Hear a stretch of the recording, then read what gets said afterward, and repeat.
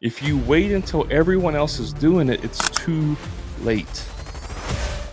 Hey, welcome back to the episode. Today I'm going to be talking about something a little bit different, something I've never done before. I'm going to be really just talking about what's on my mind in the construction industry. I'm going to talk about a few different things that I see happening right now in the industry, and we're just gonna riff on it. So I have no planned, no notes, nothing. We're just gonna riff on this. So the first thing I really want to talk about is the market slowing down? And I do believe the market in general is slowing down, comparatively to the last 4 years. Okay. So, yes, you have an election year. Anytime you have an election year, things always get a little crazy. People are unsure, what's going to happen. I don't want to go spend a bunch of money and then the wrong person gets elected. And then all of a sudden, I've run out of money because there's no work, and lot of what if scenarios, worst case scenarios. Fear sales, right? So right now, all of the news and everybody's selling fear, right? It's all fear mongering. They're selling fear to try and get a reaction out of you, to try and get clicks, to try and make the algorithm work in their favor. Okay. So, first thing I would tell you right now is turn off the news. I mean, just straight across the board. Many years ago, like 4 or 5 years ago, I was stressed out all the time. I was listening to talk shows, famous talk shows, people, spokesmen, and it was like all day long when I was driving around or working or whatever, I'd be listening to it. And I was just always mad, like all the time I was mad. And after the 2016, or no, the after the 2020 election happened, I was like, this is dumb. I'm not going to watch any more news ever. I don't watch news on TV. I don't look at news articles when they pop up on social media. I don't look at anything news related. And it fundamentally changed my perspective and my attitude for that. I mean, just like I stopped being mad all the time because I wasn't being fed a specific narrative that people wanted me to believe. So the thing with news, here's the comment I get. Well, Brad, how do I know what's going on? Well, if something is that important, if aliens are attacking the earth, if nuclear weapons were launched, right? If somebody important died, somebody else is going to tell me. Like it's impossible to hide unless you move to the wilderness, 100 miles from any civilization whatsoever, and you have no internet. Then maybe you might not know what's going on. Right? That might be the scenario. But you can't, like, your neighbors are going to say something. The person at the gas station is going to say something. Your clients, your employees, somebody is going to be talking about stuff. If it's that important, it's not going to get by you, right? So the things that aren't important, like who the new president elected to their cabinet, who they elected as the new CIA director, that stuff doesn't affect you, at least not on a local level. It's not going to affect you. It's not going to affect you individually, right? So just turn the news off. Like, just completely turn the news off. So that ties into this election stuff that's going on. Everybody's stressed out. Everybody's worried. Everybody wants to point fingers and all that stuff.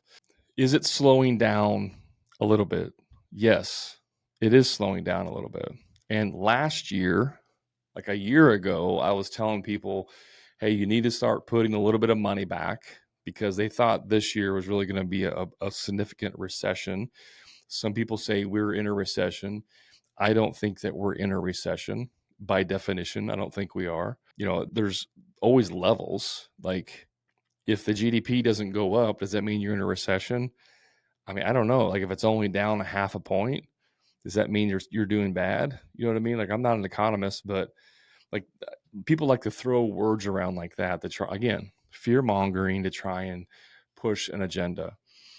So here's the thing. When I started in 2009, it was a recession, a legitimate recession. The housing market specifically had crashed, right? Tons of people defaulted on loans. Everything was crazy. And I was in like 2009, in the middle of the recession, is when I started my construction business. People were leaving the industry by droves. I think of it like like some kind of movie where, it is an alien attack and everybody's leaving the city and their cars on the interstate. The direction leaving is packed, and then the side that's going in the town is completely wide open, and I'm the only car driving. That's how I like to think about my decision then. Like, people are leaving the city and by the thousands, and I'm driving in, right? This is a good time to start a business in a city when the aliens are attacking. That's kind of my thought on that. So it was hard. Like, it was really, really hard. My first year in business, I think I did like $60,000. Now, remember, I started as a handyman. And so, like, that was almost all profit, or at least revenue. There was not much materials in that, but it still wasn't a lot. Like, it wasn't a lot to live on. And so, for the next, I don't know, let me think about this, 2009, 2010. So really until about 2018, I would say it was hard. Like, it was just plain hard to get business. It wasn't easy. COVID 2019, actually 2018 on, after actually it was really after 2016, but 2018 is when it kind of started booming. But 2018 on, especially after COVID, it was the easiest time to start a construction business that you could possibly ever imagine. And so what happened is a lot of people started in 2018, 2020, 2022, when everything was so freaking easy to own a business, and you could just throw a magnet on your truck and your phone would ring off the hook. And they believed that that was normal. Like, oh man, this starting a business thing is easy. I'm killing it. No, you started in a boom. You started at the height of the gold rush. You didn't start, you weren't part of the original 49ers that went out there and actually tried to find the gold, right? You were jumping on the bandwagon after it was already good and easy to get. And now you're saying, oh, the economy is slowing down. It's really hard to get leads. Well, what's happened is you never built a brand. You never did any marketing. You didn't build a website. You didn't do any SEO. You didn't do any reviews, because the phone was ringing off the hook and you thought that's all you had to do. So what's happening right now for a lot of contractors is you are reaping what you didn't sow for the last 4 years. For the last 2 to 4 years, you're getting exactly what you planted in the field, which was nothing. And so now you're saying it's very difficult. Yeah, because you literally ate all of the crops that someone else planted and you didn't plant any of your own crops. So, yes, it will appear to you like things are really tough right now. Those of us, myself, and others who have been in the business longer are laughing and saying, well, we tried to tell you several years ago and you didn't listen, because that's the reality of it. You didn't build a brand. You didn't create a website. You didn't build SEO during that time. You weren't collecting reviews. Now, this is one of the things that I did in my business that had a tremendous impact on, my ability to stave off during these, the first 6 years in business. And that was, I was the first one to have a website. I was the first one to get a vehicle wrapped. I was the first one to start collecting Google reviews. I was the first one to start advertising on Google. I was the first one to start doing social media posts on Facebook. I was the first in all of those categories because I saw an opportunity that all the old fuddy-duddies, all the old know-it-alls weren't taking advantage of. And I've talked about this before. Marketing that works today in 10 years probably won't even be around. TikTok right now probably won't be around in 5 years. Social media today as we know it will be completely different in 3 to 5 years. And so if you're not constantly changing and implementing new ways and new technologies, you're going to be behind the power curve. I will share with you right now an opportunity that I guarantee you maybe less than 1% of you are taking advantage of.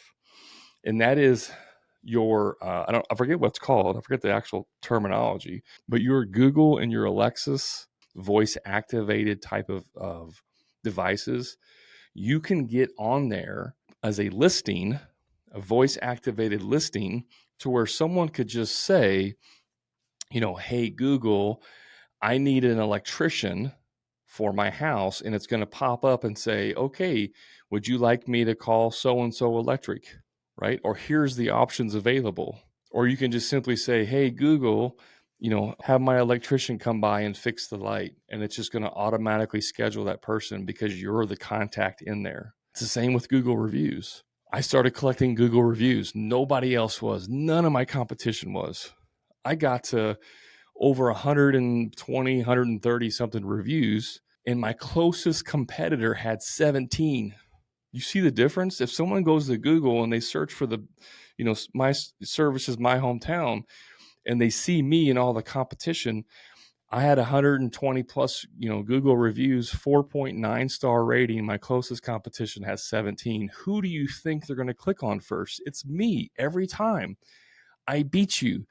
And even if I were to stop collecting reviews, the closest competition might take them 2 to 3 years to catch up, right? But if I keep doing reviews and I keep adding them, they'll never be able to catch up to me ever, unless they just quadruple the output of what they're doing. If I'm only doing 10 jobs a year and they're doing 40 jobs a year, then yeah, eventually they'll be able to keep up, catch up to me.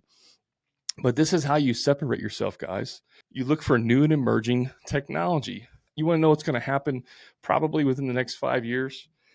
In the next 5 years, we will have full autonomous robots working in construction.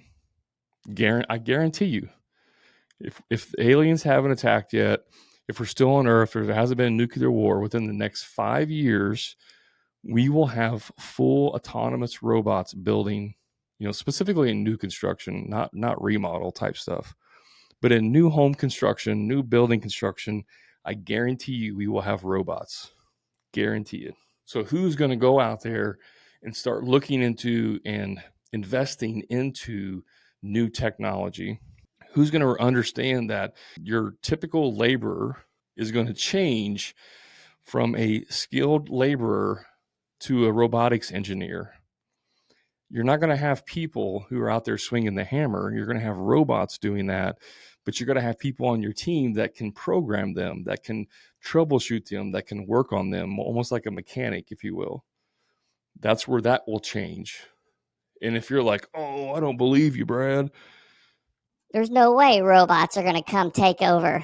Well, then you're going to get left behind. I mean, that's just how it is. You're going to get left behind. So you have to start looking at new opportunity. What's a new one? What's another one? Well, another one is VR headsets. Your Oculus Rifts and all them. Like, you're going to be able to go into a customer's home who wants a kitchen remodel, and you're going to be able to meet with them, right? And whether it's like on the first meeting or on a follow-up meeting, whatever, you're going to be able to hand them goggles. They're going to be able to put them on and in 3D see their space. That technology already exists. Like, you could do that right now, but nobody's taking advantage of it. So what's going to happen is you could probably go into a meeting, set up a camera. Oh, what's the camera system? What's the main one that everyone uses? The Matterport. Like, you set up a Matterport camera, you 3D scan the kitchen, you put it into a software, then you can go into this software and probably drag and drop some, pre-made type of things, like where you can, like, say they want new cabinets, you can just drop a cabinet in there, change the color, 2 clicks, change the color, change the countertops, blah, blah, blah. Within 20 minutes, you have a brand new 3D rendered kitchen that they want. They put their glasses on, they see it in real time, and they have the kitchen of their dreams. That's going to happen. Are you investing in that technology? No. Why? Well, because nobody does it. Yeah, you have to be the person bringing it to the market. When you're the person bringing new things to the market, you are seen as the expert in that new thing. If you wait until everyone else is doing it, it's too late. You have to be on the tip of the spear. And this can be anything. Like, I'm only giving you a few ideas here. Now, we went way off the path of the economy, okay? So, the problem right now is that if you don't have a website right now and you built one tomorrow, you had a full website built tomorrow, it's going to take you 3 to 6 months, maybe a year before that website is fully bringing you business. The thing with marketing and branding is that it takes time. And so if you haven't been doing these things, you've shot yourself in the foot. Right? Now, here's the next step. When the economy slows down, let's say you're spending $1,000 a month right now on, let's just pick Facebook ads. Let's say you're spending $1,000 a month on Facebook ads right now, and that's getting you 5 leads, like 5 sold jobs a month. Okay. However many leads, it doesn't matter. But let's just say you sell 5 jobs. What's going to happen when the economy slows down is that you will have to start spending $3,000 to $5,000 a month to get 5 sold jobs. You actually have to spend more in a slow economy. And when you're not making as much because you haven't been selling as much, and then I'm telling you, you have to spend more outgoing, that a lot of people can't do that because they haven't been pricing accordingly anyways. But now all of a sudden you're saying, wait a minute, I'm making less money and now you're telling me I got to spend more money? That's crazy, Brad. Yes, that's exactly what you have to do. You have to spend more money to get in front of more people. That's how that works. This has been the reality since the beginning of time. This is just how marketing works. It's not new stuff. Okay? Now, of course there is always, outliers.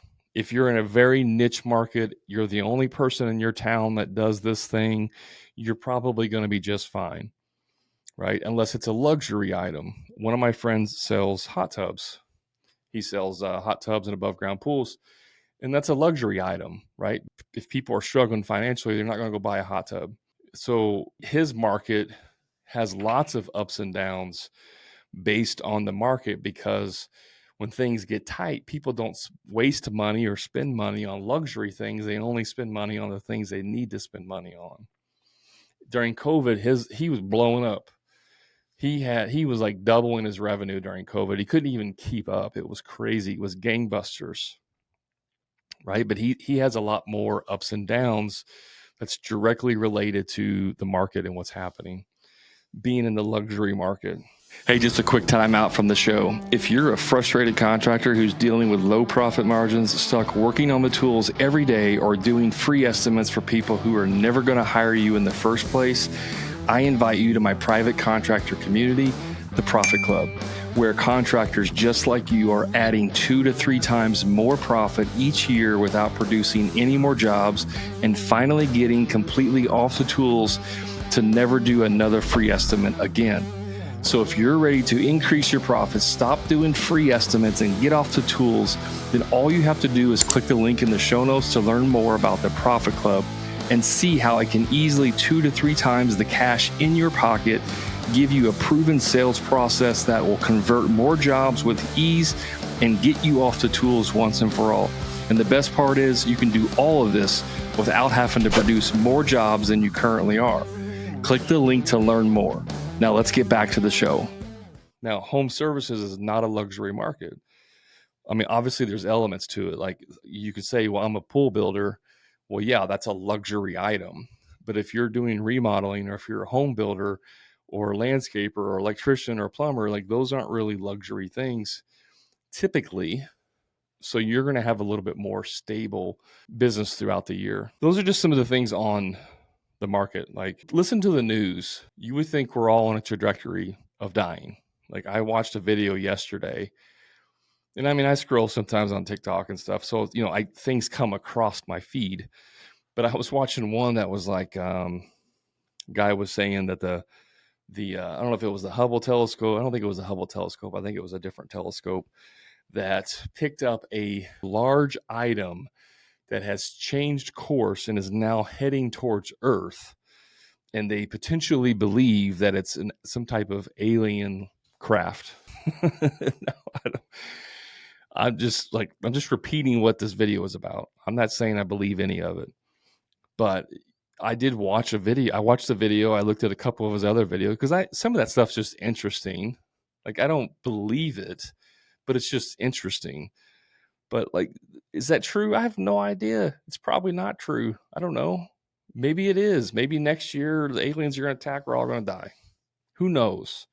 But I don't live in the future in terms of worry. I can only do what's in front of me.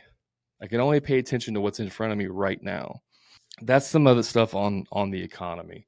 If you believe what people tell you, then your subconscious will start to find reasons to believe that.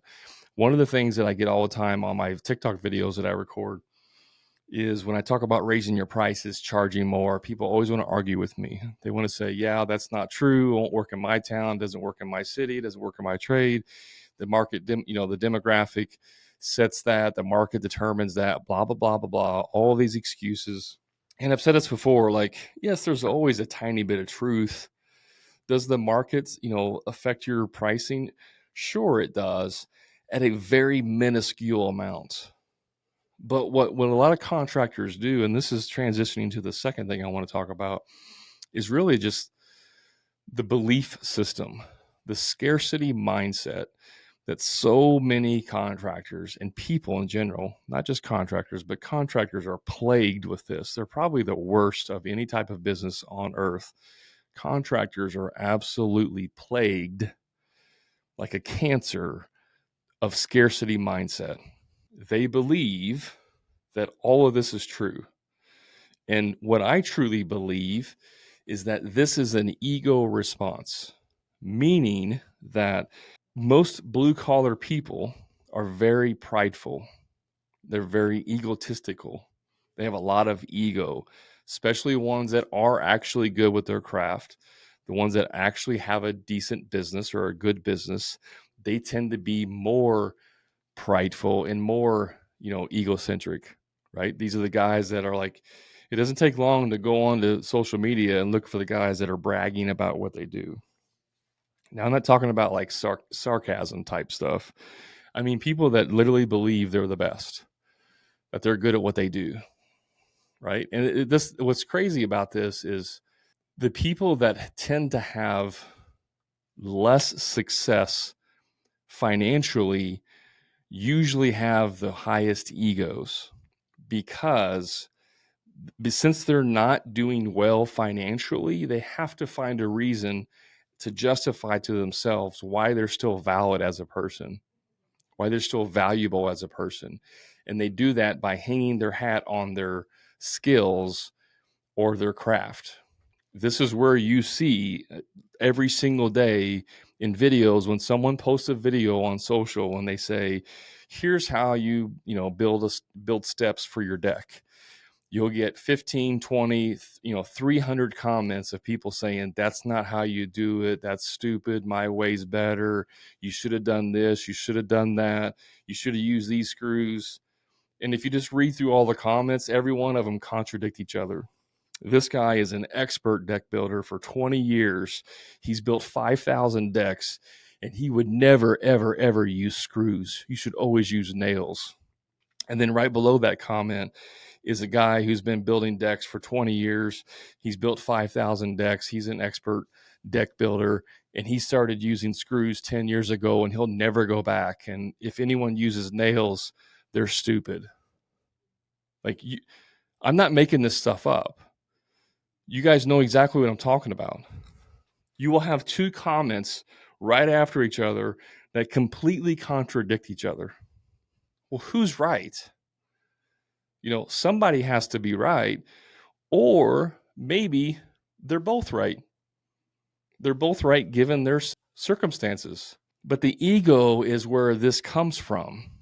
I have to prove to someone else that they're wrong and I'm right.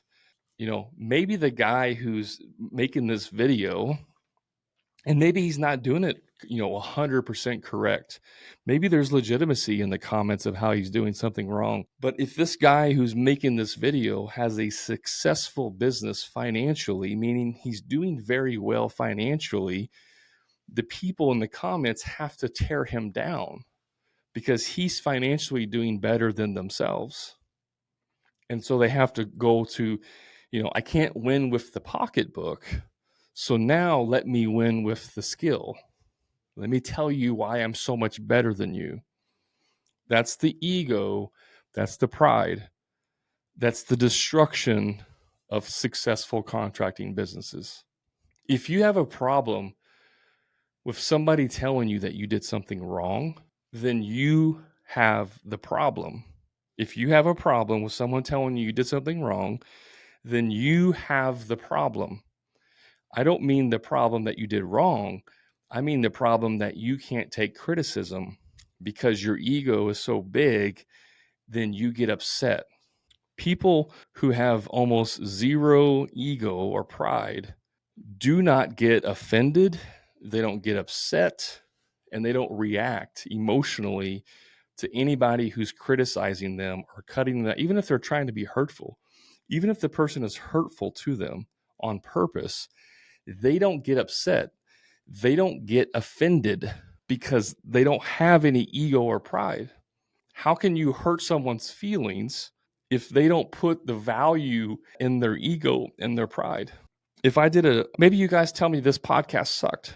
Maybe I record this, I post it, and I have 5 people go to the reviews and say, man, this podcast really sucked.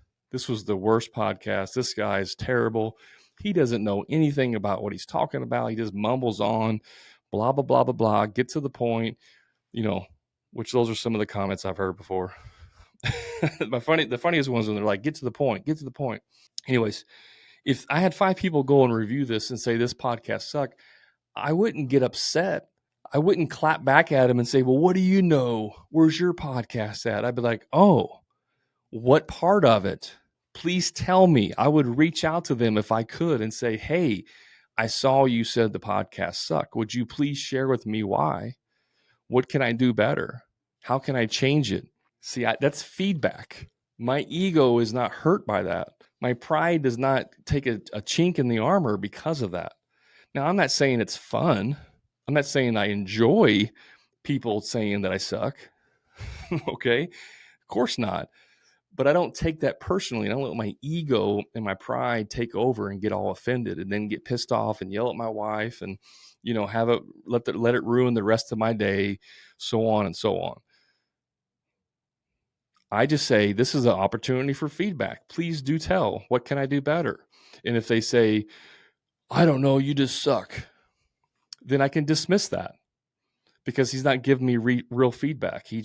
Maybe he's in a bad place and he's got the saying, hurt people, people that are in a bad spot. They have a heart problems, emotional heart problems.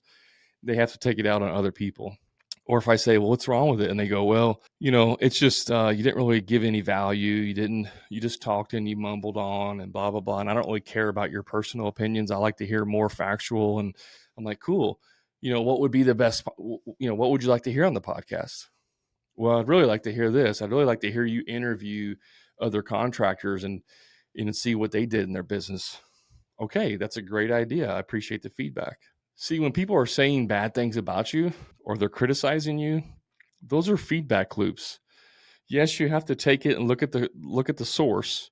Is this a good source, right? Is this some dude who's, an alcoholic and he's a failed businessman and he's just, he's got to bring everybody else down? I can look at the source and say that's not a valid opinion.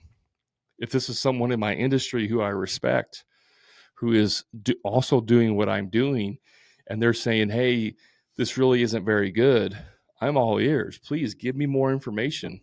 Give me more information. You need to create more feedback loops in your business and in your life. But when you have an ego or a pride problem, you won't do that because you literally think you know what's best and nobody else can tell you any different. I don't know if you remember my guest, Brian Gottlieb. He was on the show few months ago. He is a business owner, sold out his business. He had 3 different businesses. He sold them out a couple years ago, I believe, and had like $100 million exit. I don't remember the exact number, but it was a ginormous number. I see him as somebody that I respect. Like, he is a true entrepreneur, very successful. He's a public speaker now. He just released a new book, which I highly recommend you guys go read or listen to. It's called Beyond the Hammer. Really, really good book. But because he was a podcast guest, and because I had his contact information, and because I actually have just released my own book, which you should know by now, but if you didn't, I just released my own book. And because he had experience in this field, I hit him up and I said, "Hey, Brian, would you have any feedback for me on doing the Audible version? Because I want to record an Audible version of the book, but I have no experience whatsoever recording an Audible version." He said, "Yes, absolutely. I got time next week. I can meet with you." And so we jumped on a Zoom call yesterday for about 20 minutes. He was very gracious with his time. He gave me some tips on that. We had a little talk about business in general. And then I can take that information and use it, right? That's the difference between saying, like, I don't know how to do something, I'm going to seek out an expert, versus I'm smart enough, I'll just figure it out on my own, which is the default programming for contractors. I'm smart enough, I'll just figure it out on my own. No, I want to go right to the expert and figure it out. Have them tell me so I can save my time. So by the time this podcast drops, I don't know. I doubt the Audible will be released, but the physical the book, the ebook, the paperback, or the hardcover are available. They will be available on Amazon. I'll have links in the show notes. But if you want to get bonuses that come with it, I'll also have a link in the show notes that is going to take you to the ebook version. It's through my website, not through Amazon, and there's additional bonuses that come with that. You can get like a 7-day fast start series, video series that will help you cut through the main topics of the book and get a head start. There's going to be like the job costing worksheet and potentially some other worksheets that go in there. So if you want all of the extra bonuses, go through the website link. Don't go to Amazon. Go through the website link, and you'll be able to pick up those extra bonuses that way. So I got the new book. It's coming out. That's the big announcement. I have it right here for those of you watching. This is just a proof copy. That's why it's got a little not for resale on there, but it's called The Contractor Profit Blueprint: How to Boost Your Profits and Reclaim Your Freedom in 4 Proven Steps. It is jam-packed with just like actionable information. There's no fluff in here. There's so much non-fluff that after you look at the table of contents, it goes right into the introduction. There's no forwards, there's no thank yous, there's no anything. It's just bam, right into the good stuff. That's how I do all my coaching. That's how all my information is, because I don't want to put out anything else, any more information that's not relevant than what you absolutely need. And that's what I've done in this book. There's actually fillable worksheets in the book. There's things in there that you can fill out so that you can, while you're doing the book, you can do exercises in here. There's action steps. There's, things that you can do to, in the next, week or 30 days, depending on what it is, to start taking action on things. So I wrote this book as really a guide. I mean, it's a blueprint. That's why it's called a blueprint. There's action steps and key takeaways at the end of each chapter so that you can actually implement this stuff. Because if you guys read a book and then you don't implement it, you just wasted your time reading it. So this isn't going to be something that you're just going to blow through. It's not written in a sexy way where it's like, a parable or some really engaging kind of content. You probably want to pick up the Audible version once it comes out, but you're going to want to grab the physical version as well, because that way you can go back and reference it. This is going to be a book that's going to be like a reference book. You're going to go back and pick it up 100 times. You're going to mark in it. You're going to write in it. You're going to highlight stuff, and you're going to implement. So that's a reference for the military. They say execute, execute, execute. Anytime you're attacking, execute, execute, execute. So you're going to implement. So if you guys want to pick up the book, it's the first of what I hope to be several that I write. You can pick it up. There's links in the show notes for that. Guys, I think that's about it. I think I've covered a few different things here. Like I said, this was totally different. I just was riffing on stuff. I hope you've enjoyed the guests that we've had on the last several weeks. And I am trying to book a lot more guests on the show as well. And so, yeah, every once in a while, I just got to do a solo cast and just get some information out there. I appreciate you hanging out with me, listening to this podcast. Do me a favor, seriously, go leave a review on any of the platforms that you listen to, if it's Spotify or iTunes, whatever. Just do me a favor and leave a review. If you get any value, see, here's the ask. I'm asking you for a favor only after I've delivered the value. And this is how you should do everything in business. So if you've gotten any value out of any of my podcasts, please do me a favor and just take 5 minutes to go leave a review, and leave an honest review. Seriously, like if you think it's a 1-star review, then leave that review. I might reach out to you if I can because I want that feedback. But also, you can send me a message. You guys can message me anywhere. You can find me on any of the platforms. You can message me, DM me, and tell me directly, hey, enjoy the podcast, but this one sucked. Enjoy the podcast, but can you talk more about this? I'm always looking for feedback, what type of podcast you want me to do, what kind of episodes, what kind of topics, what kind of format. Please give me that and let me know. But I do appreciate you very much. Appreciate you hanging out with me for going on close to 3 years of doing this podcast. I think this one's probably going to be like 190 or something like that. So we've been going strong, and I appreciate it. I don't have any plans of quitting anytime soon. So thank you again. I just want to share my appreciation for you. And like always, you know where to find me.